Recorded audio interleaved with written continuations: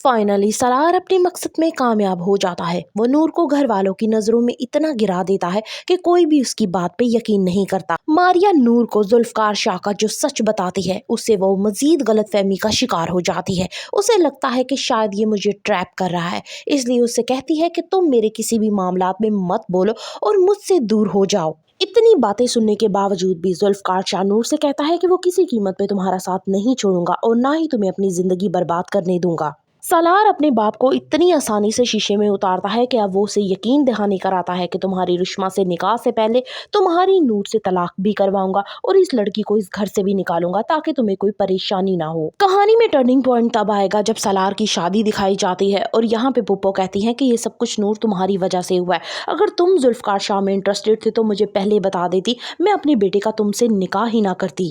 नूर फौरन आगे बढ़ती है और जुल्फकार शाह से कहती है कि आप यहाँ से चले जाएं वरना मजीद ड्रामा क्रिएट होगा। जुल्फकार शाह वहाँ से चला जाता है तो पुप्पो कहती है कि आफरीन है तुम पे नूर, मैंने हमेशा अपने बेटे को ही गलत कहा, तुम पे तो कभी मेरा ध्यान ही नहीं गया। नूर की सौतेली माँ भी वहाँ आ जाती है फराह के साथ और उससे कहती है कि देखा मैंने आपसे कहा था ना आपा कि नूर है ही ऐसी, आपने तो कभी मेरा यकीन ही नहीं किया, मेरी बेटियों को तो हमेशा आपने बुरा ही समझा। वो नूर को बालों से पकड़ती है और कहती है कि तुमने यहाँ भी अपने गुल खिलाने शुरू कर दिए, आखिर तुम कहाँ कहाँ हमें बदनाम करोगी, काश तुमने अपने मरे हुए बाप की ही लाज रख ली होती।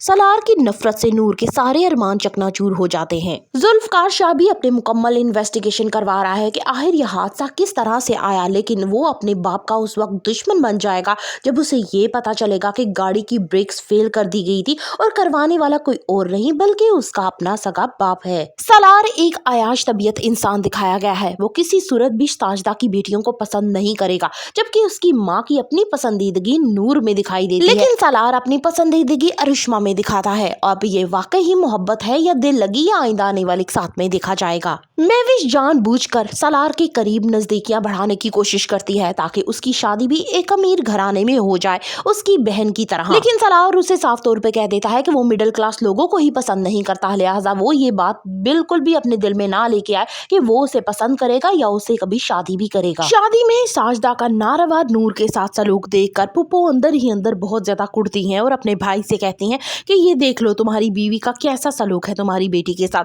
इसने साबित किया है कि ये सौतेली है, लिहाजा वो जाहिर करती हैं कि वो जल्द ही उसे अपने घर की बहू बनाकर यहाँ से ले जाएंगी। लेकिन अंजुम को अभी तक यही नहीं पता कि उसका अपना बेटा क्या घुल खिलाता फिर रहा है। वो एक नंबर का अयाश होने के साथ साथ कातिल भी बन चुका है। नूर के लिए जुल्फकार शाह लेने वाला है एक बड़ा फैसला। फॉर द रिव्यूज ऑफ इश्क में तेरे सदके kindly subscribe my channel and like the video.